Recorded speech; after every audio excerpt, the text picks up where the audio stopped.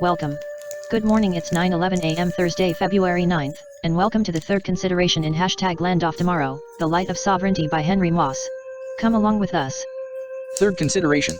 The nature of conscious light. To consider the nature of conscious light, it may be best to look at the nature of light in general, because motivated by the sun plants grow and produce fruit, whereby likewise in sovereignty is man motivated. Just as those younger often see bigger as better in higher pitch, duration, and intensity greater than in others with less magnitude, natives couldn't have ever wished Europeans to leave the New World. Why? Well, because we wouldn't be here now, as the proof is apparent, when I got a chance to finish this sentence in English.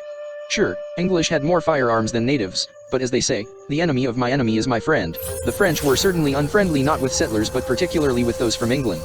It's not known if France supported the revolution to separate English administration from those becoming more native by the generation.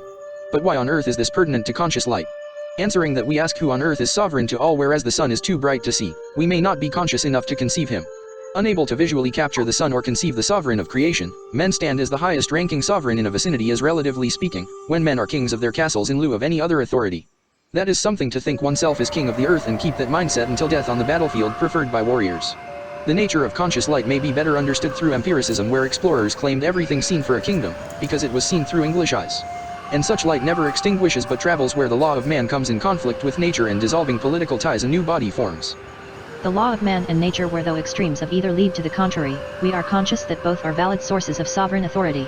Though most English follow the law of man, the king was in theory the essence of the law of nature, as the direct descendant of whoever won the war however long ago. The law of nature is relentless and would sooner litter battlefield with more dead than to submit in any way to intruders from across the ocean, who following the law of man think bigger is better and first is best, while neglecting quality, strategy, character, and even charisma. Therein the difference between the two types of laws spans the range from natural to man-made, where those natural can be of quality, strategy, and even character, but charisma is buttressed by rhetoric and follows appearance.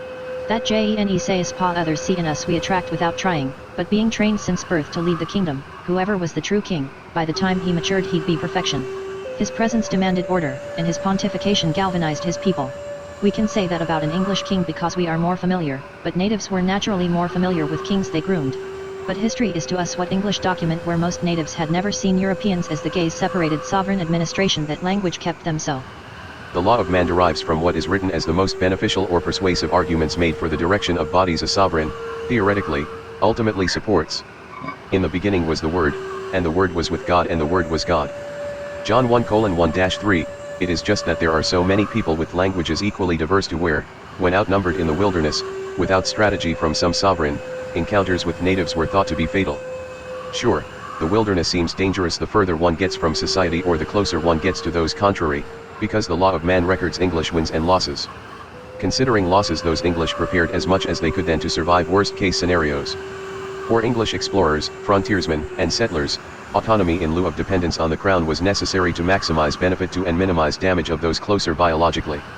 When all else seemingly failed and at the mercy of natives or any other force, English claimed wit saved us from tragic ends, when native kingdoms under the law of nature didn't see things reciprocally. The nature of conscious light identifies when nature and man come into conflict, as then either man bends nature to his will or nature's wrath may destroy what man creates. When we see log cabins, bridges, or even a cotton shirt, we see how man bends nature to his will. When we see floods, storms, or even restless natives, nature's wrath destroys what man creates. The law of nature may have been in harmony with colonists less than natives, but it was more so with settlers than Englishmen, because settlers had in common with natives the land. After 3 generations or so, those born in the colonies still had a desire to return to England as tourists do now, but the economy then wouldn't allow most to do so. With an inability to return, those who settled did so as the best option available, where so too did settlers dissolve the political ties that bound them to decisions made 1,000 miles away. Not that settlers were traitors who sided with the opposition, but as natives more of French persuasion were pitted against those natives of English influence, so too did natives pit colonists against the English crown with almost guaranteed French support. The nature of conscious light grew in the New World from a people who were not from France nor from England and biologically distinguished natives to what we have today. The question became, how would we be characterized, if not English, French, or native, if not American? And such light never extinguishes but travels where the law of man comes in conflict with nature, and dissolving political ties, a new body forms. The law of nature toward its extreme approaches the law of man, and vice versa, as nature waits to be documented, and man wills to be more natural. We can't forget that in the beginning was the Word, and the law of man develops and preserves that Word from the forces of nature. When the laws of nature and man come into conflict, either man controls or is damaged by nature, where dissolving it establishes autonomy and averts damage. But for whom other than those then nameless? That concludes the information for this session. Replay for better understanding.